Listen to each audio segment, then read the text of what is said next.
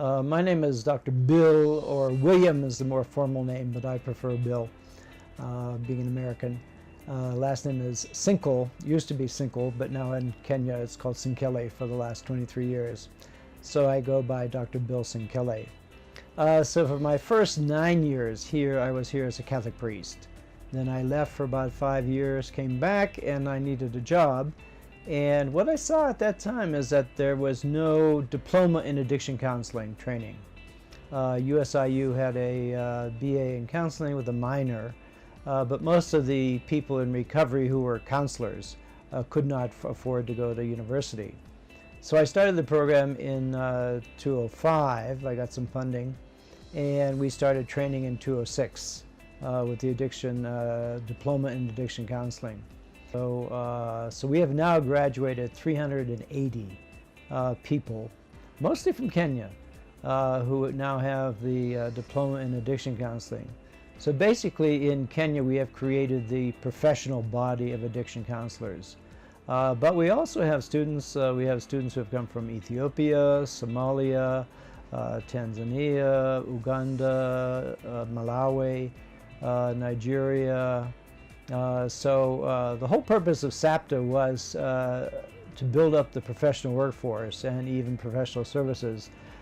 So part of my plans is, support for addictions prevention treatment in Africa, but we've pretty much had to kind of focus on Kenya. So the program itself, SAPTA's program, focuses on 5 different areas. First of all, we focus on what we call addiction prevention. So we're a trainer in what they call evidence-based addiction prevention, with a special focus on family issues and school-based and work-based prevention issues. We're also, as I say, a training institute, so we train with the diploma in addiction counseling. We also have a trainer of trainers to teach people how to train in addiction counseling. We do a certificate course, which is a 20-day course, which is an introduction to addiction issues and addiction counseling. And then we also do continuing professional education. And then beside that, we're also a trainer with what they call the Colombo Plan. The Colombo Plan is an American-funded program based in Sri Lanka, but they're training in about 50 different countries. And so we train both on their universal treatment curriculum program, which now is up to like 18 modules, and we also train on the prevention curriculum model.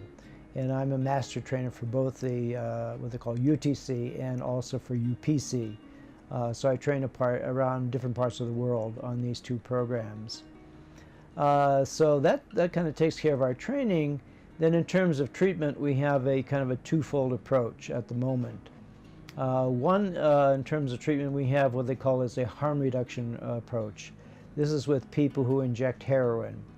So at the present time in Nairobi, we have 3 clinics.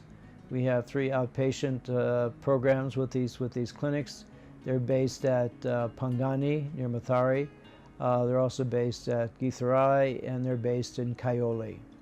And under that program, which is funded both by Global Fund and CDC, we're working with 3,500 people who inject drugs. That is probably the largest program in Africa. Now, harm reduction approach primarily focuses on HIV/AIDS reduction. And so we've done some very significant reduction of HIV/AIDS in this population from a twofold approach. One is giving them clean needles and equipment, and so that has reduced HIV/AIDS. And also now we have, of our 3,500 clients, we have about 400 on methadone. Methadone is what they call a medication-assisted treatment program. So basically it's a substitute for heroin. And so 400 of our clients either go to Mathare, where there's a clinic, or to Ngara, and every day they take a dose of methadone, and that reduces their craving. Now the great thing is it's enabled them to go back to work, reunite with their families, And as I say, the most significant thing I find is they have hope. You know, for the first time in their life, maybe 20, 30 years, they're not chasing the next fix. And so the program there has been very successful.